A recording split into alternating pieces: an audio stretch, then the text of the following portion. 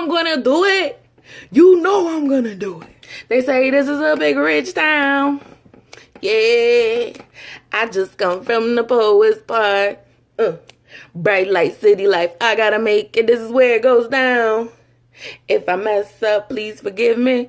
This is my shit. Just to give a little recap of what's already happened. John the attorney is first chair and he is ruthless. Jamie is locked up. His bail has been denied. Tommy is now running shit. Dre thinks he should be. And Charlie Murphy is mean as fuck. So the episode starts off with Jamie in his cell. Jamie's looking rough. But in his condition right now, it's really not good. He's pissing blood.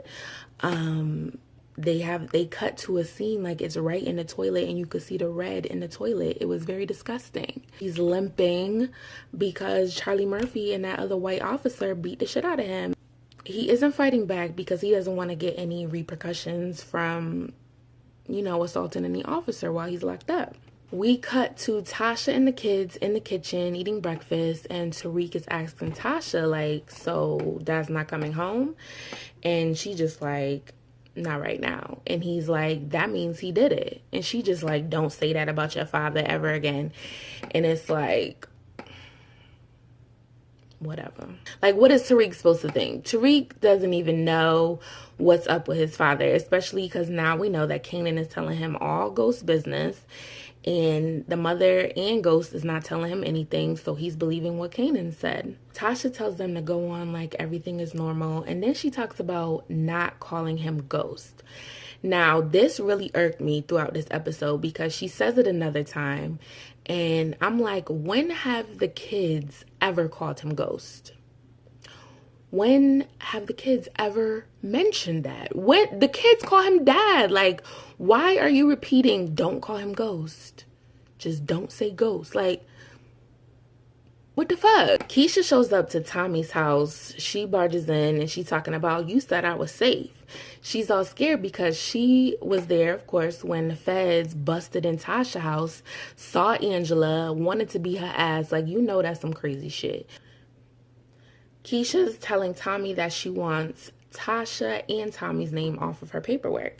He's saying that they can't do that right now. The feds is not looking into Tasha's income and they don't want to just make some quick changes right now because it's going to set it off. It's going to alert them, Keisha says, I got a kid to think about and you would know if you had one.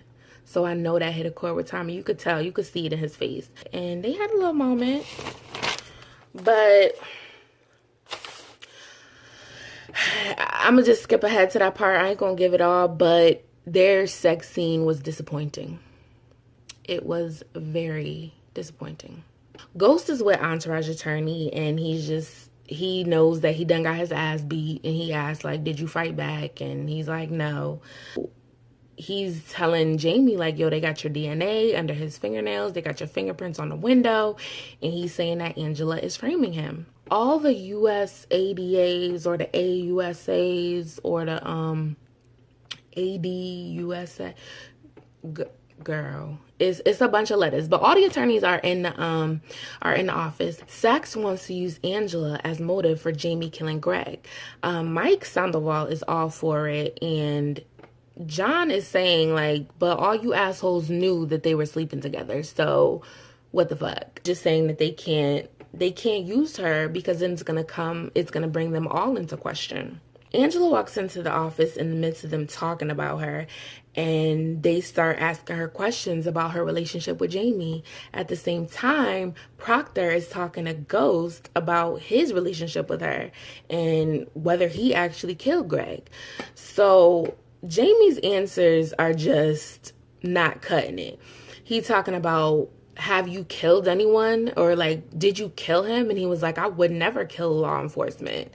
And Proctor is like, no, Mr. St. Patrick, you should say, I would never kill anyone. So, nah, B, nah, you ain't gonna cut it. So we got Ombre in the black talking to Ombre in the white. And the first dude, oh God, what was his name? Cristobal is talking to this dude in the white, and he's telling him he wants to know his connect. He's like, I've been pushing a lot of weight, and I'm trying to see what you talking about. The dude in the white he's getting a tattoo at the time. Dre is handing out orders for scamming on the liquor sales because he trying to make money, because he just giving money to 50 jukebox and that random dude who is now in the picture. I don't know his name. Did we ever learn his name? I don't know. Jamie calls Dre. And as soon as he picks up the phone, he's like, Andre? And he's like, hello, James. They put on their professional voices like a motherfucker. So he's just talking about the business and like making sure that the business is all set. And like, you know, that he's running things. And Dre is basically doing what he's supposed to be.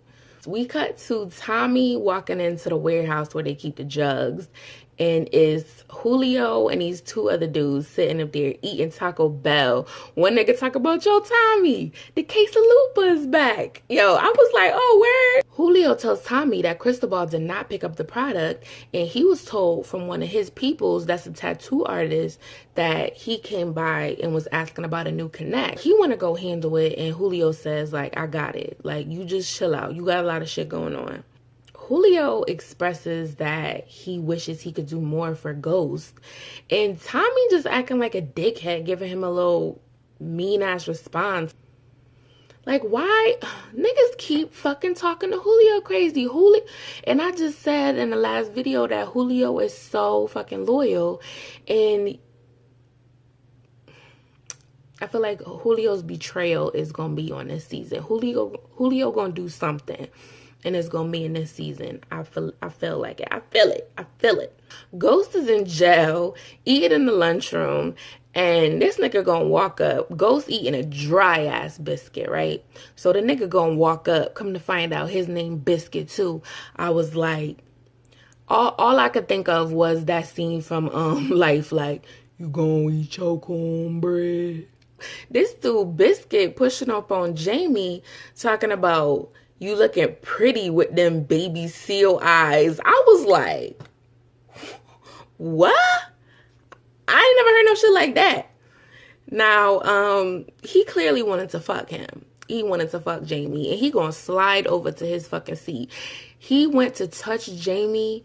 Oh, he took his biscuit. He took his biscuit and he bit that shit. And I'm like, y'all niggas are sitting there eating that biscuit with no beverage in sight. Like, you would... What the fuck you gonna do? Like, how you gonna eat that dry ass biscuit with no water, no nothing? Nah, nigga. Nah. He goes to touch Jamie and he breaks his hand. Tony, the older inmate who was the one who Attorney John is trying to get him to snitch so he could go see his wife with cancer.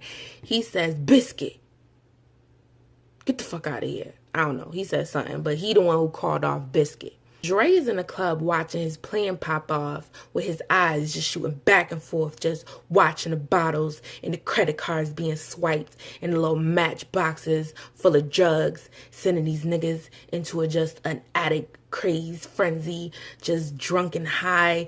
And Proctor is having a little press conference talking about Jamie's innocence, and then he ends up saying that he's being wrongly accused because he is a young African-American male.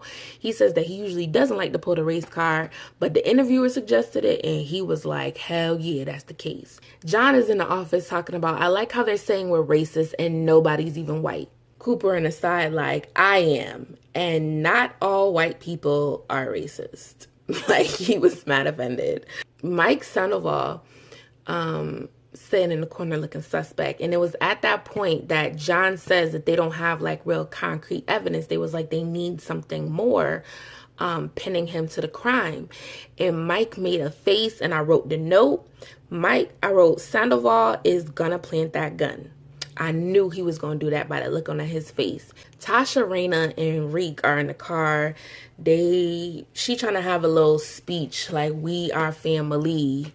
Come on, everybody, and sing. But, bitch, no. We ain't happy. We ain't a family. It's mad lies.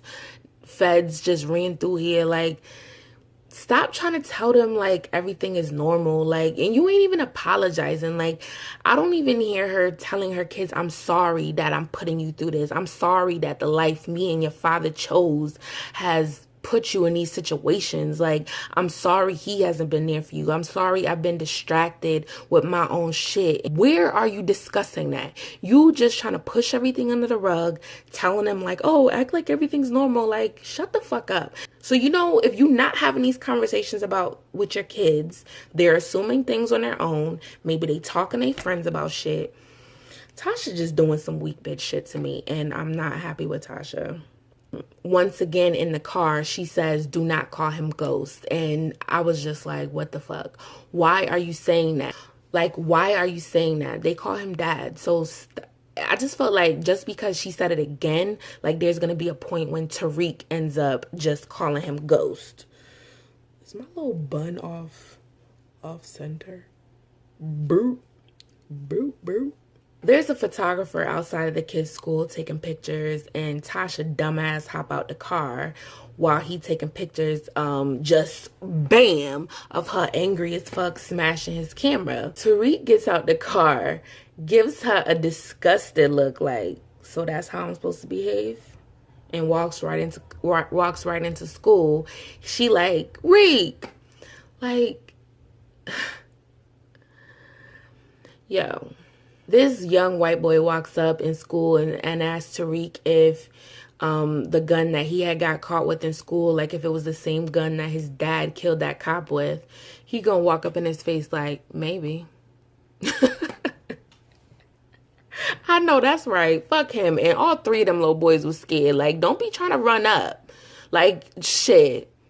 Tariq is really fucking up, but I'm just enjoying his negative behavior right now. I mean, it's fiction, you know? I'm just enjoying the comebacks he's having. I'm enjoying his dialogue. I'm enjoying Tariq as a badass little boy. Tariq calls Kanan, and he's talking about, you know, he's stressed out, all this shit with his father and stuff. And Kanan says, be good so they trust you. Just play that game low, nigga. And Kanan is driving an adult daycare van or like an adult day center van, like, and we didn't find out why the fuck he was driving that van, but he definitely was, I guess, so that nigga don't get pulled over. Or like, is you going around attacking more old people? Because we know how he fucking killed that old lady in that other episode, suffocated her with a Jesus Saves pillow. Did y'all forget? Tony, the prisoner, is talking to his wife, and she's just saying that she can't keep making this trip alone. You know, she's very weak, and she wants to, you know, have the money to be able to get this new procedure, but he doesn't know if he can be able to get it for her. So she makes a statement that she wishes that she had a kid for him, and he's just like, don't say shit like that. Like, I love you. You have given me everything that a man could ever want. And I was like, damn. You know, that's so sweet. But she's just saying, like, she wished she had a kid and that child could have been taking care of her at this point, you know? He promises to get her that money somehow. Julio is meeting with Cristobal and basically tells him that I know that you was trying to talk with the, what they called him? I don't know. It was some other rival gang. And how he used to be down with them. And he's like, don't be trying to make deals with them. And he's like, well, now that shit is going down with Jamie. Like, I don't trust being around Tommy right now. And this ugly nigga with him ends up punching this black dude who's down with Tommy in the face. And then I guess Cristobal pulled them off or whatever. The judge denies a gag order that the attorneys are trying to stop Entourage attorney from giving any interviews, you know, further. Angela is in the office, and I'm just wondering, like, why the fuck is Angela there? They get a warrant to search Truth, and when Mike walked in, I knew that he was thinking of a master plan. He went up into the office, hid the gun, and left. Black Donovan goes in and finds it. It's visiting day, and baby girl is finally in the picture. And they're all talking. Tariq even Tariq was actually pleasant, but Kanan did tell him to fake like he was being good. So Tariq was being pleasant. They all talked to him. Jamie's on the verge of tears. And then they're about to leave, but I was low-key irked by baby girl Wave. Like, she looked like she was about 4. I mean, look, I don't want to talk about nobody's child, but why is you giving the 1-year-old Wave, like, she gave a wave like this? Like, your wave should be here with it, baby. Your wave should be here with it by now. Come on, girl. Tommy is mad that during the exchange with Julio and Cristobal, when Julio confronts him about going to talk to the dude about a new connect, Julio or Cristobal's boy ends up punching Tommy's people in the eye. Now, Cristobal is basically the one who pulled his boy off, and Tommy is immediately mad that Julio didn't step in and really show him who's boss. Like, this is not how we run shit. Like, I need to put fear in niggas' hearts out here. Like, Tommy shows up at Keisha's house, and Keisha, I mean, I guess she's saving money. But then, you know, they say the rent in New York is very expensive, but her apartment looked very, very basic, especially to the amount of money that they're putting in her business. Like, but I feel like maybe we didn't see much, but that kitchen was tight than a some bitch. Tommy basically tells her that he still needs her to be part of this this little scam or whatever, and he asks if Cash is home. Now, from their situation, like how they did that sex scene was very disappointing. It was weak. There was no passion. The fucking wasn't really good. I wanted to see some more long strokes. Like, even if they had took that shit to the bedroom, like if he had carried her, he had started kissing her or something and carried her into the living room or the bedroom, and we not even seen it, it would have been a little more passionate. But he should have gave her backstrokes at least so that we could get something out of it. And then like pulled her. Oh my God. Y'all gypped us. Y'all really fucking gypped us. I wish y'all could just rewind and just write that whole shit over. She should have never even mentioned Holly, because I know that fucked up his little heart on. They should have started kissing hard as fuck. And then he turned her over, pull her dress up, bend her over, fuck her like right bending over that sink, pulled her hair. The next scene we see them, it was like in the morning, and she's bringing him some coffee or whatever, and she ends up telling him that Tasha takes everything from her. Tasha took Sean. And Tommy like, what? Tasha was fucking Sean? Like, Tommy didn't even know. I did not even realize that Tommy didn't know yet. I didn't even think about that shit. Why are you bringing up another nigga right now? You are sounding bitter as fuck. So she basically says that she doesn't want Tasha to know because that's going to fuck up, because Tasha always takes something away from her that she loves, and, you know, her business. Tasha done took her business, and like, bitch, you was about to fight for her in the last episode, but now you telling on her to Tommy. Like, so then she says, like, this situation with Tommy is the best thing that's come out of this whole ordeal. And I was like, bitch, no, why are you saying that? Y'all fucked one time. Like, no. And you know he was just with Holly. I don't know. I just felt like her making that statement just seemed kind of thirsty. Like, meeting you was the best thing. Like, bitch, I fucked you on your kitchen counter.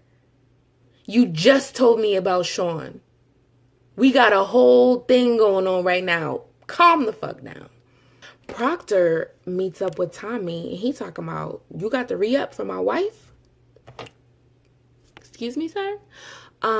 Re-up? So that's his wife, which I didn't realize that was still his wife. And you know what she's doing and what she's looking like, and you're scoring that shit from Tommy. Tommy says that Dre told him that they found a gun. He's telling Entourage attorney that if anything happens to him, he's gonna kill him. And Proctor looks nervous. Tommy ends up popping up on that dude that punched his boy in the face. He points a gun at his face and he tells him to get the fuck out of the car and run. He counts to fucking 2 and he ends up getting in the car, chasing him down the street. He is playing with him. He ends up smashing into this nigga, backs up over him, sits the car on top of him and tells him to ask nicely to get off his leg. So dude is pouring blood out of his leg and Tommy drives off like, don't you ever fuck with my peoples again, ever in your life. And Tommy enjoys that shit. Tommy was so happy to do that shit. He was in heaven. Reek is talking to Kanan and asked him about Kanan, and he says that, oh, that nigga dead. Mama Egan is at Tommy's house and she is expressing that she is very happy that Holly is gone. People keep mentioning Holly to him and don't nobody know that he killed it yet. He's got the ring around his neck and the mother wants it back, so he like, so you could hawk it. He ends up giving her his keys to his car because the attorney Proctor told him that he needs to lay low. So he gives the keys to his mom, and right before she walked in, or right before she ended up taking the car, they put like a tracking device on it. His boy ends up driving up with an SUV for him to drive. John gets a death penalty approved for Jamie and everybody is like really happy about it while Angela's just sitting up there like second guessing herself like, you dumbass bitch. So now you acting all surprised. She looking like she regretting what the fuck she did, being a little snake ass bitch. They talk about finding the gun at Truth, and Angela knows in her mind that Ghost would never be that sloppy. Charlie Murphy is walking Ghost down the hallway in the jail, and did anybody else feel like that shit was exceptionally quiet for it to be a prison? You know what I mean? Like, shit, I done seen Lockup. And then just the way that Charlie Murphy just walks him, wherever he walks him, it just doesn't look CO-like. It just looked like Charlie Murphy acting like a CO, kind of. Now, is he just a regular CO or is he like a special person that's assigned to him? Because why is he the only person that leads him anywhere? Is that what happens? Like, because of the circumstances of the case, is Charlie Murphy the person that's assigned to walk Ghost everywhere he goes? Please let me know.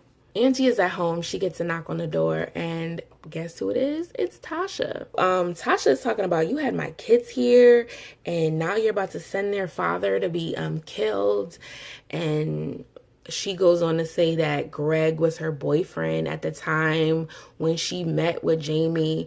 Tasha talking about, if you wasn't a cop, well, I am, says Angela.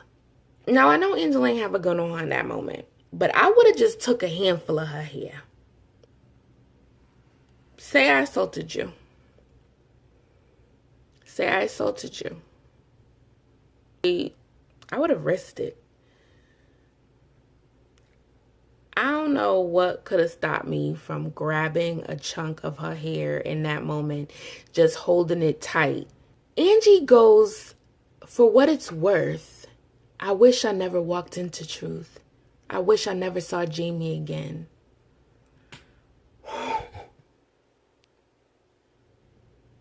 How dare you? How dare you even say that to me? What the fuck? What do you mean for what it's worth? It's worth nothing. That's what it's worth.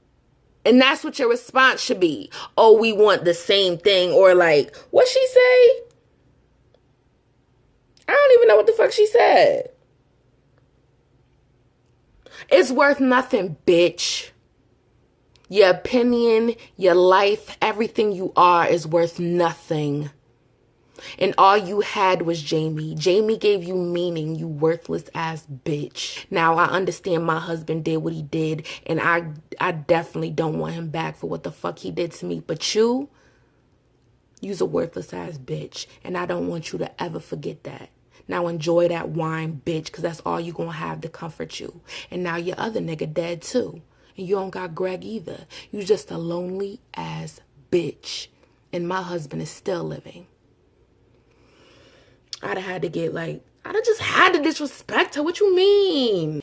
You got me all the way fucked up, Angela. All the way. Kanan runs up on Dre and is choking the shit out of him. He is choking his ass, talking about, you told Tariq about Kanan. You told him my name. And he's like, nah. Well, he trying. No, I said that. That's basically what Dre said.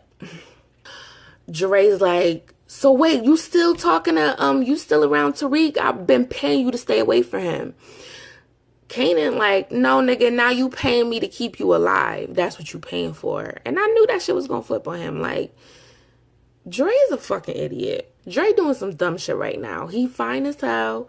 Dre, you looking good. I'm loving you in that suit. Jamie calls Tommy from jail. At first I was just like, why is he calling him from the jail? Like, should he even have contact with Tommy? But they are business partners, so I guess it is okay. So he's asking Tommy to please help him and just take care of his family.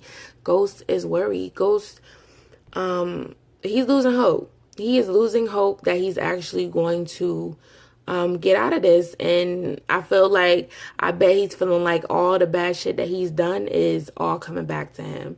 Because even if he goes down for this, he done killed a lot of motherfuckers. He done killed a lot of people. And I want him to have a flash of him killing, was it Rollo? I forgot what his name is. But that dude that was his friend, yo, I still think about that one. That shit was sad as hell. So that's the end of the episode. For some reason, like, when he was getting off the phone with Tommy, I was thinking he was going to say, all right, Ghost, bye. Like, Ghost was gonna say that to Tommy, like trying to set him up on some shit, but he didn't. So yeah, I was just hoping, like, I Ghost better not. He ain't gonna do that shit. He ain't gonna snitch on Tommy. That shit would be like a death sentence. Well, thank you for joining me. I will see you later for another review of something else. Peace out.